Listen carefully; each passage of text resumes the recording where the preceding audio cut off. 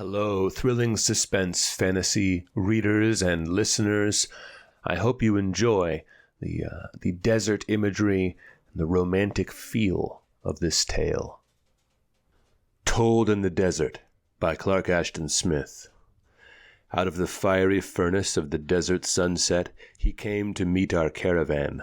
He and his camel were a single silhouette of shadow-like thinness that emerged above the golden-crested dunes and disappeared by turns in their twilight-gathering hollows. When he descended the last dune and drew near, we had paused for the night, and we were pitching our black tents and lighting our little fires. The man and his dromedary were like mummies that could find no repose in the subterranes of death, and that had wandered abroad beneath the goading of a cryptic spur ever since the first division of the desert from the town. The face of the man was withered and blackened as by the torrefaction of 1,000 flames. His beard was gray as ashes, and his eyes were expiring embers. His clothing was like tatters of the ancient dead, like the spoils of ghoulish rag-pickers. His camel was a mangy, moth-eaten skeleton such as might bear the souls of the damned on their dolorous ride to the realms of Iblis. We greeted him in the name of Allah and bade him welcome. He shared our meal of dates and coffee and dried goat flesh, and later, when we sat in a circle beneath the crowding stars, he told us his tale in a voice that had somehow taken on the loneliness, the eerie quavers, and disconsolate overtones of the desert wind, as it seeks among infinitely parching horizons for the fertile, spicy valleys it has lost and cannot find. Of my birth, my youth, and the appellation by which I was known and perhaps renowned among men, it would now be bootless to speak, for those days are one in remoteness with the reign of Al-Rashid. They have gone by like the Afrit-builded halls of Suleiman. And in the bazaars or in the harems of my natal city, none would recall me, and if one spoke my name, it would be as a dying and never-repeated echo. And my own memories grow dim, like the fires of hesternal wanderings on which the sands are blown by an autumn gale. But, though none will remember my songs, I was once a poet, and like other poets in their prime, I sang of vernal roses, and autumnal rose-leaves of the breasts of dead queens and the mouths of living cup-bearers, of stars that seek the fabled ocean isles, and caravans that follow the eluding and illusory horizons. And because I was fevered with the strange disquietude of youth and poesy, for which there is neither name nor appeasement, I left the city of my boyhood, dreaming of other cities where wine and fame would be sweeter, and the lips of women more desirable. It was a gallant and merry caravan with which I set forth in the month of the flowering almonds. Wealthy and brave were the merchants with whom I traveled, and though they were lovers of gold and wrought ivory, of rugs and Damascus blades and olibanum, they also loved my songs and could never weary of hearing them. And though our pilgrimage was long, it was evermore beguiled with recital of odes and telling of tales, and time was somehow cheated of its days, and distance of its miles, as only the divine necromancy of song can cheat them. And the merchants told me stories of the far-off, glamorous city which was our goal, and hearkening to their recountal of its splendors and delights, and pondering my own fancies, I was well content with the palmless leagues as they faded behind our dromedaries. Alas, for we were never to behold the bourne of our journey, with its aurifrigiate domes that were said to ascend above the greening of paradisal trees, and its minarets of nacre beyond the waters of jade.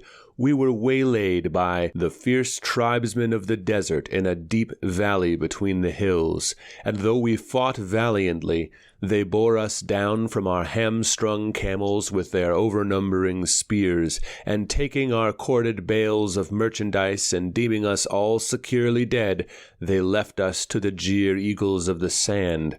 All but myself, indeed, had perished, and sorely wounded in the side, I lay among the dead as one on whom there descends the pall-like shadow of Azrael. But when the robbers had departed, I somehow staunched my streaming wound with tatters of my torn raiment, and seeing that none stirred among my companions, I left them, tottered away on the route of our journey, sorrowing that so brave a caravan should have come to a death so inglorious.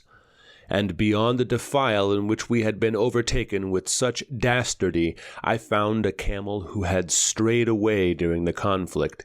Even as myself, the animal was maimed, and it limped on 3 legs and left a trail of blood, but I made it kneel and mounted it. Of the hours that ensued I remember little.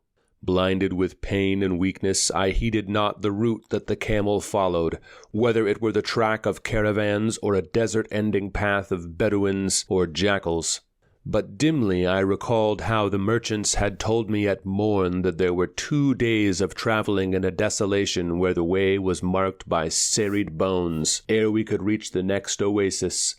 And I knew not how I should survive so arduous a journey, wounded and without water.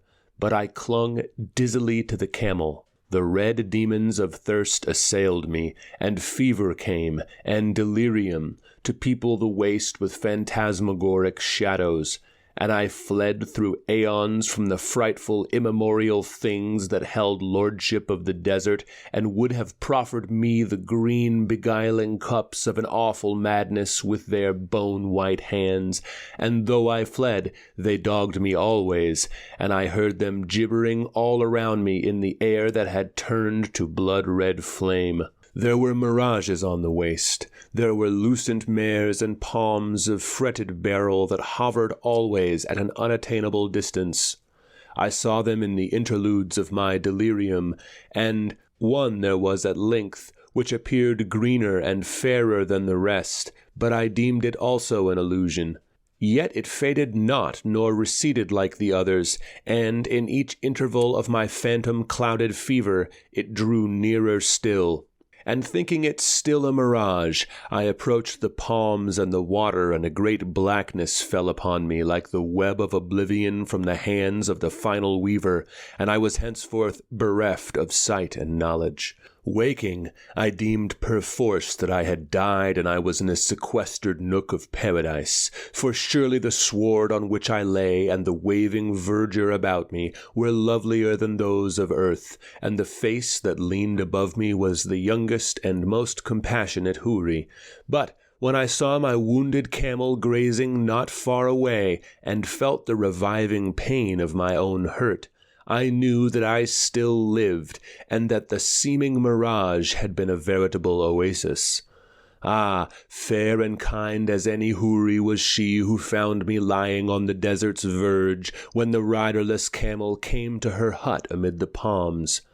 Seeing that I had awakened from my swoon, she brought me water and fresh dates, and smiled like a mother as I ate and drank. And, uttering little cries of horror and pity, she bound my wound with the soothness of healing balsams. Her voice was gentle as her eyes, and her eyes were those of a dove that has dwelt always in a vale of myrrh and cassia. When I revived a little, she told me her name, which was Nerea, and I deemed it lovelier and more melodious than the names of the sultanas who are most renowned in song and remotest in time and fable. She said that she had lived from infancy with her parents amid the palms, and now her parents were dead, and there was none to companion her except the birds that nested and sang in the verdant frondage. How shall I tell of the life that began for me now, while the spear wound was mending? How shall I tell of the innocent grace, the childlike beauty, the maternal tenderness of Nerea? It was a life remote from all the fevers of the world, and pure from every soilure. It was infinitely sweet and secure, as if in the whole of time and space there were no others than ourselves, and naught that could ever trouble our happiness. My love for her and hers for me was inevitable as the flowering of palms and their fruiting. Our hearts were drawn to each other with no shadow of doubt or reluctance, and the meeting of our mouths was simple as that of roses blown together by a summer wind. We felt no needs, no hungers other than those which were amply satisfied by the crystal well water, by the purple fruit of the trees, and by each other. Ours were the dawns that poured through the feathering emerald of fronds, and the sunsets whose amber was flung on a blossom-purified sward more delicate than the rugs of Bokhara. Ours was the divine monotony of contentment. Ours were the kisses and endearments, ever the same in sweetness, yet illimitably various. Ours was a slumber enchanted by cloudless stars, and caresses without denial or regret. We spoke of naught but our love and the little things that filled our days, yet the words we uttered were more than the weighty discourse of the learned and the wise. I sang no more, I forgot my odes and ghazals, for life itself had become a sufficing music. The annals of happiness are without event. I know not how long it was that I dwelt with Nerea, for the days were molten together in a dulcet harmony of peace and rapture. I remember not if they were few or many, since time was touched by a supernal sorcery, and was no longer time. Alas, for the tiny whisper of discontent that awakens sooner or later in the bosoms of the blessed, that is heard through the central melodies of heaven. There came a day when the little oasis seemed no longer the infinite paradise I had dreamt, when the kisses of Nerea were as honey too often tasted, when her bosom was a myrrh too often breathed. The sameness of the days was no longer divine, the remoteness no longer security, but a prison house. Beyond the fringed horizon of the trees there hovered the opal and marble dream of the storied cities I had sought in former time, and the voices of fame, the tones of sultana-like women, besought me with far seductive murmurs. I grew sad and silent and distraught, and seeing the change that was on me, Nerea saddened also, and watched me with eyes that darkened like nocturnal wells in which there lingers a single star. But she uttered no breath of reproach or remonstrance. At last, with halting words, I told her of my longing to depart, and hypocrite that I was, I spoke of urgent duties that called me and would not be denied, and I promised with many oaths to return as soon as these duties would permit. The pallor of Nerea's face, and the darkening of her violet-shadowed eyes, were eloquent of mortal sorrow, but she said only, "Go not, I pray thee. If thou goest, thou shalt not find me again." I laughed at her words and kissed her, but her lips were cold as those of the dead. They were unresponsive, as if the estranging miles had already intervened, and I, too, was sorrowful when I rode away on my dromedary. Of that which followed there is much and yet little to tell. After many days among the veering boundaries of the sand, I came to a far city, and there I abode for a while, and found a measure of the glory and delight of which I had dreamed. But amid the loud and clamoring bazaars, and across the silken whisper of harems, there returned to me the parting words of Nerea, and her eyes besought me through the flame of golden lamps and the luster of opulent attire. And the nostalgia fell upon me for the lost oasis and the lips of abandoned love. And because of it I knew no peace, and after a time I returned to the desert. I retraced my way with exceeding care by the dunes and remotely scattered wells that marked the route. But when I thought to have reached the oasis and to see again the softly waving palms above Nerea's abode and the glimmering waters beside it, I saw no more than a stretch of featureless sand, where a lonely, futile wind was writing and erasing its aimless furrows, and I sought across the sand in every direction, till it seemed that I must overtake the very horizons as they fled, but I could not find a single palm nor a blade of grass that was like the blossomy sward on which I had lain or wandered with Nerea, and the wells to which I came were brackish with desolation, and could never have held the crystalline sweetness of the well from which I had drunk with her. Since then, I know not how many suns have crossed the brazen hell of the desert, nor how many moons have gone down the waters of Mirage and Mara, but still I seek the oasis, and still I lament the hour of careless folly in which I forsook its perfect paradise. To no man, mayhap, is it given to attain twice the happiness and security, remote from all that can trouble or assail, which I knew with Nerea in a bygone year, and woe to him who abandons such, who becomes a voluntary exile from an irretrievable Aidenn. For him, henceforward, there are only the fading visions of memory, the tortures and despairs and illusions of the quested miles, the waste whereon there falls no lightest shadow of any leaf, and the wells whose taste is fire and madness. We were all silent when the stranger ceased, and no one cared to speak. But among us all there was none who had not remembered the face of her to whom he would return when the caravan had ended its wayfaring. After a while we slept, and we thought that the stranger also slumbered, but awakening before dawn, when a horned moon was low above the sands, we saw that the man and his dromedary had disappeared, and far off in the ghostly light a doubtful shadow passed from dune to dune like a fever-driven phantom, and it seemed to us that the shadow was the single silhouette of a camel and its rider. The end. As many listeners will know, Clark Ashton Smith considered himself a poet, and while the scholarly opinion is that his prose poetry exceeds in value his poetry in verse, I would have to say that there is a kind of prose poetry which is underappreciated in his desert tales and romances.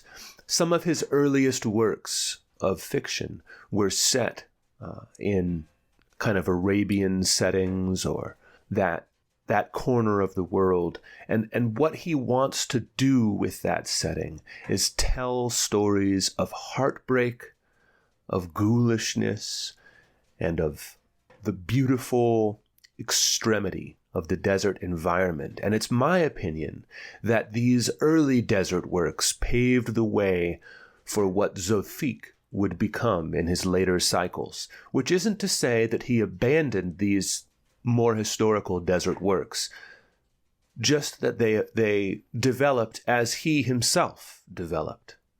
I will continue to deliver desert works to you guys.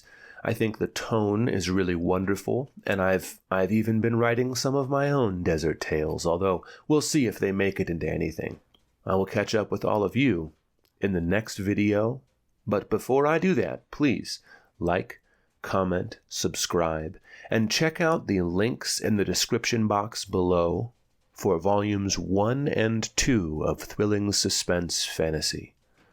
You, if you are a Clark Ashton Smith fan, if you are a fan of this channel, if you enjoy these readings, are probably the kind of person who would enjoy my work. All right. Have a nice rest of your day.